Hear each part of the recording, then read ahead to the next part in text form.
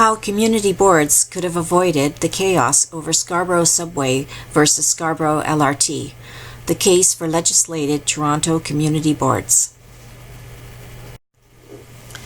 Problems experienced by Scarborough residents with community consultation were outlined in the Toronto Star on August 8, 2015. Midland Park Community Association President Mark Weiser says they all want the facts, so residents can be confident about future transit plans. I have not seen a single picture of what an LRT would look like, no comparative numbers, where, how the track would run. I don't really agree with the way politics are operating right now. Sheila White, president of C.D. Farquharson Community Association, says she's frustrated about how the decision was made. It's unfortunate that the process can't be different from what it is. Ernie McCulloch, executive director for Shepherd East Village BIA. It's our job to make sure the plan is as good as it can be. Benefits are maximized for the whole area and indeed the whole city. Jason Rodricks, president of the North Bendale Community Association, said all the pros and cons weren't properly considered. Community leaders advised good information was lacking and misinformation was spread about. Formalizing community consultation practices is now an imperative for the City of Toronto, and this can be done through the implementation of community boards. In fact, there's probably no better way to ensure community consultation is done well, is respectful of citizens as taxpayers residents impacted by all decisions, has positive effect on our communities, and facilitates efficient city management and operations. In the late 1960s, New York City created community boards to encourage and facilitate the participation of citizens in city government within their communities and the efficient and effective organization of agencies that deliver municipal services in local communities and geographic areas. New York City community boards have functioned satisfactorily for the past 45 years. The legislation governing the New York City community boards is found in the New York City Charter, chapters 69 and 70. New York City has 51 city councilors. Toronto has 44 city councilors. New York City has an approximate population of 8.4 million people. Toronto has an approximate population of 2.5 million. New York City has one councillor for every 164,000 people. Toronto has one councillor for every 57,000 people. New York City is larger in land area than Toronto. New York City has 59 community districts. Toronto has 23 provincial ridings. The average population for each New York City community district is 142,000 people. The average population for each provincial riding in Toronto is 110,000 people. In summary, New York City has 25% greater land area and 3.3 times the population of Toronto. New York City has 51 city councilors and up to 2,950 citizen community board members providing formal input directly to City Council. Toronto has 44 city councilors and receives no formal input from the communities they serve. Options are add more Toronto councilors at an approximate cost of $400,000 per councilor per annum, or reduce the size of City Council to around 23 and create 23 community boards with up to 1,150 citizen board members providing input into city government with a cost savings of around $2.65 million per annum. Who are the members of a community board? Up to 50 members appointed by City Council are nominated from the community and have a residence, business, professional, or other significant interest in the community board district. Council shall assure adequate representation from the different geographic sections and neighborhoods within the community board district. In making such appointments, Council should consider whether the aggregate of appointments fairly represents all segments of the community. City Councilor for the Community Board District is a non-voting member of the Community Board. So what do community boards do? Community boards hold public meetings, which are minuted for the public record, work with city agencies and City Council, work with community boards of other districts, prepare and submit reports, elect officers, appoint a district manager, and employ staff, participate in budgetary planning, evaluate land use planning projects, create committees. Each community board may create its own committees for holding public discussions on any topic of importance for any group in the community district. Each committee is chaired by an appointed community board member. City staff are invited to meetings to provide information, input, assistance as requested by the community board on behalf of its committees.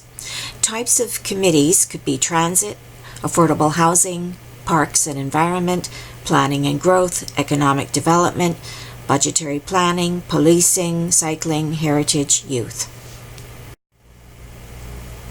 The transit proposal for Scarborough directly impacts 19 of 39 neighborhoods and approximately 200,000 people within a 3.5-kilometer radius of the proposed new subway line in 5 provincial ridings. The ridings are Scarborough Centre, Scarborough Southwest, Scarborough Guildwood, Scarborough North, Scarborough Agincourt.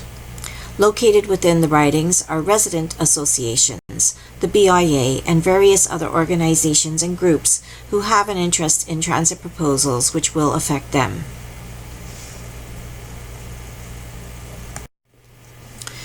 Public consultation conducted by community boards is open to the public and includes residents, resident associations, BIAs, social and community groups, youth, schools, health organizations, and any business and professional groups with significant interest in the area. In the case of the Scarborough Transit discussion, the following is a sample list, not comprehensive, of who might want to participate. C.D. Farquharson Community Association, Curran Hall Community Association, Coronation Community of West Hill, Glen Andrew Community Association, Maryvale Community Association, Malvern Community Coalition, Midland Community Park Association, North Bendale Community Association, Residents Rising Community Association, Scarborough Village Neighborhood Association, other residents associations in the ridings, Shepherd East Village BIA, Scarborough Centre for Healthy Communities, Scarborough Civic Action Network, University of Toronto and Scarborough, and Centennial College, other business professional groups with significant interest in the districts. How community board staff and city council work together, using the Scarborough Transit discussion as an example. Note, legislative community boards are an independent body, conduct public meetings, and prepare their own reports. The first step would be the community board would form a transit committee and request to meet with city and TTC staff to discuss upgrading transit. Following their meetings, the community board would prepare a request to City Council for a study to upgrade transit. City staff and TTC staff would also provide their own report to Toronto City Council, either recommending a study or recommending no changes. Assuming Toronto City Council agrees to a study, they will instruct city staff to proceed to meet with the community board and hold public meetings to explore different options on upgrading transit and to seek consensus.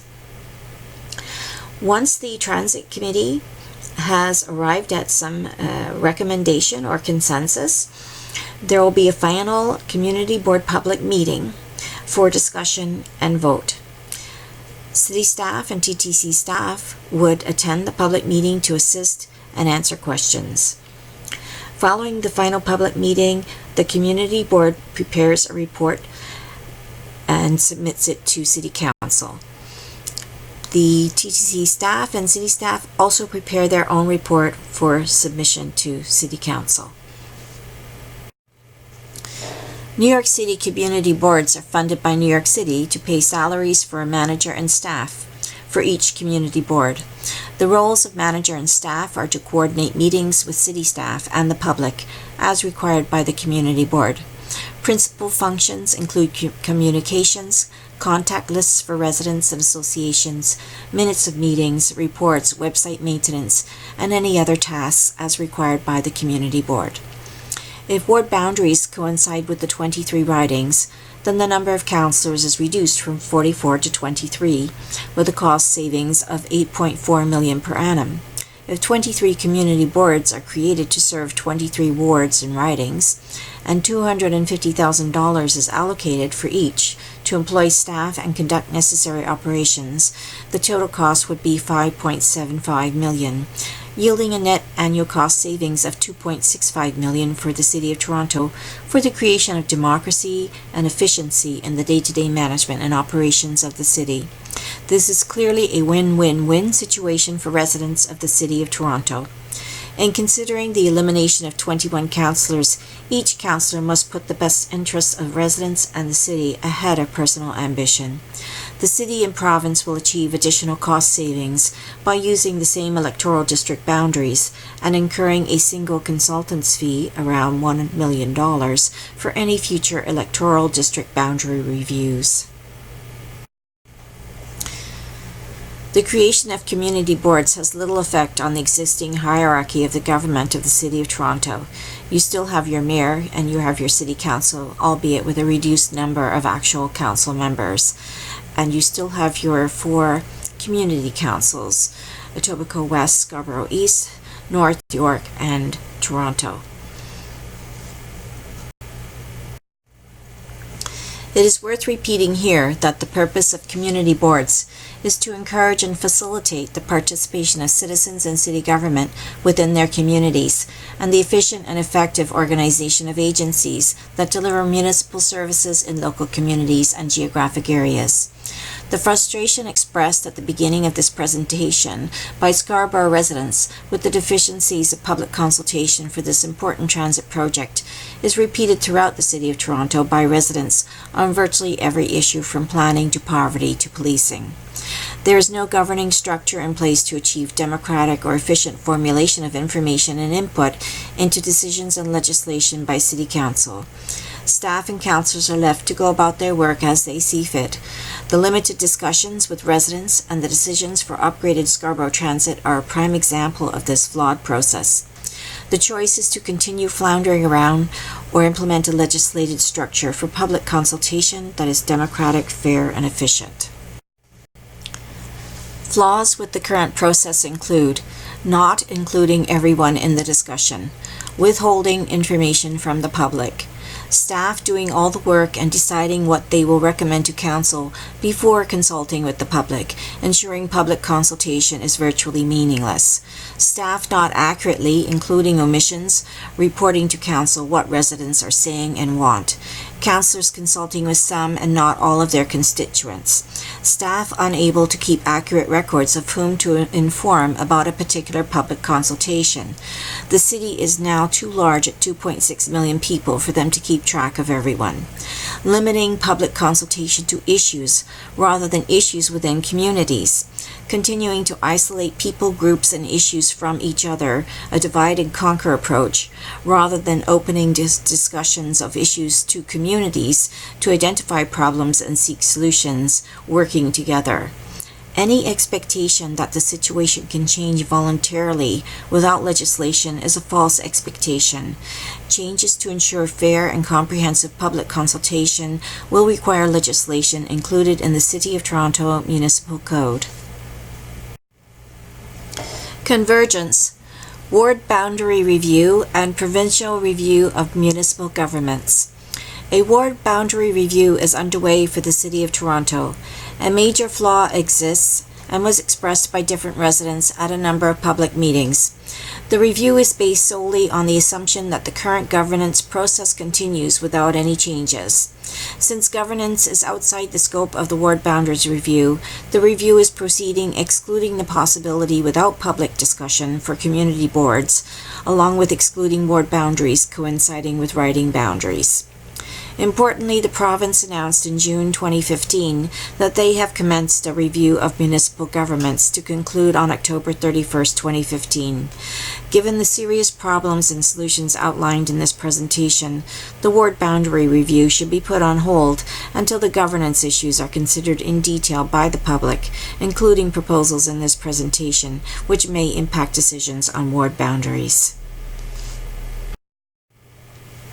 If your community organization would like to host a meeting on community boards and how community boards can benefit your organization, neighborhood, and community, please send an email to communityboardstoronto@gmail.com.